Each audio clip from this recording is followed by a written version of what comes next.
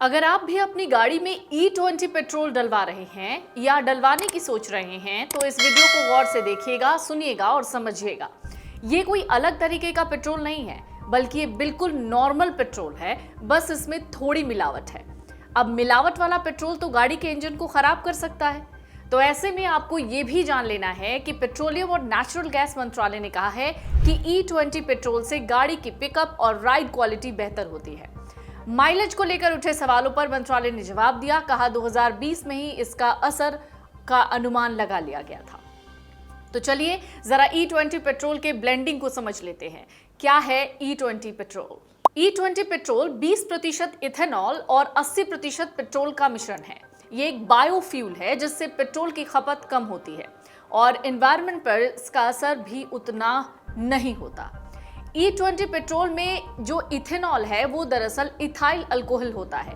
ये एक अल्कोहल आधारित ईंधन है जो गन्ने, मक्का या दूसरे अनाजों से मिलता है। उसे दरअसल सड़ाते हैं, उसके बाद फिर इथेनॉल निकाला जाता है। ये पेट्रोल के साथ मिलकर एक ऐसा मिक्सचर बनाता है जो हानिकारक उत्सर्जन को कम करने में मदद करता है, जैसे कि नाइट्रोजन ऑक्साइड, कार्बन मोनोऑक्साइड और हाइड्रोकार्बन। तो दूसरी बड़ी बात जो आपको जाननी चाहिए E20 फ्यूल के बारे में वो ये कि सभी गाड़ियां E20 फ्यूल यानी 20% इथेनॉल और 80% पेट्रोल मिश्रण के लिए तैयार नहीं होती।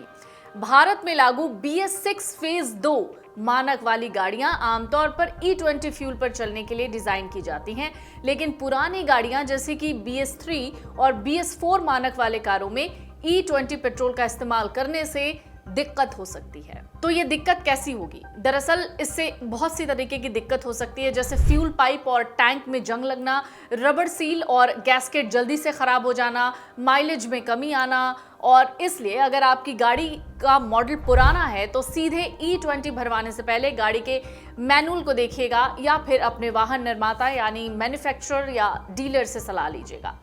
अब एक और जरूरी बात, जो तीसरी बात है वो आपको जान लेनी चाहिए, वो ये है क्योंकि इथेनॉल में पेट्रोल के मुकाबले ऊर्जा कम होती है, इसलिए E20 फ्यूल पर चलने वाली गाड़ियों का माइलेज लगभग 3 से 5% तक कम हो सकता है। आधुनिक इंजन यानी मॉडर्न इंजन्स में परफॉर्मेंस पर इसका असर बहुत ही कम या लगभग न के बराबर होता है, लेकिन पुराने इंजनों में कोल्ड स्टार्ट के समय इंजन का थोड़ा रफ चलना या हल्की झिझक जैसी दिक्कतें आ सकती हैं।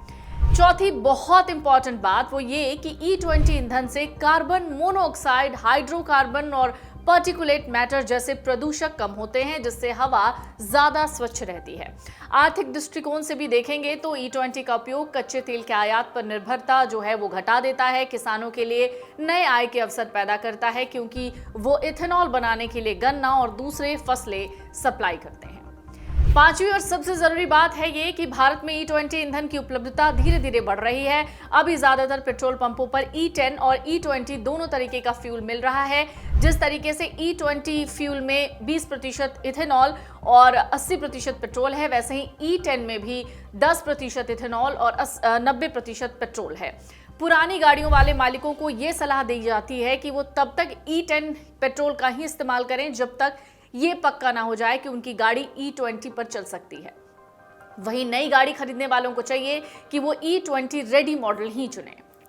अगर आपकी गाड़ी BS6 फेज 2 यानी BS6 फेज 2 की आपकी गाड़ी है तो E20 ये रेडी गाड़ी है। E20 के फायदे ज्यादा हैं आपको। अगर आपकी गाड़ी BS3 और BS4 जैसी पुरानी है तो नुकसान ज्यादा होंगे, इसलिए E10 का ही इस्तेमाल करना बेहतर है। तो आपको कैसे पता चलेगा कि आपकी गाड़ी E20 रेडी है? गाड़ी की ओनर मैनुअल में लिखा होगा कि वो E20 पेट्रोल कंपैटिबल है या नहीं।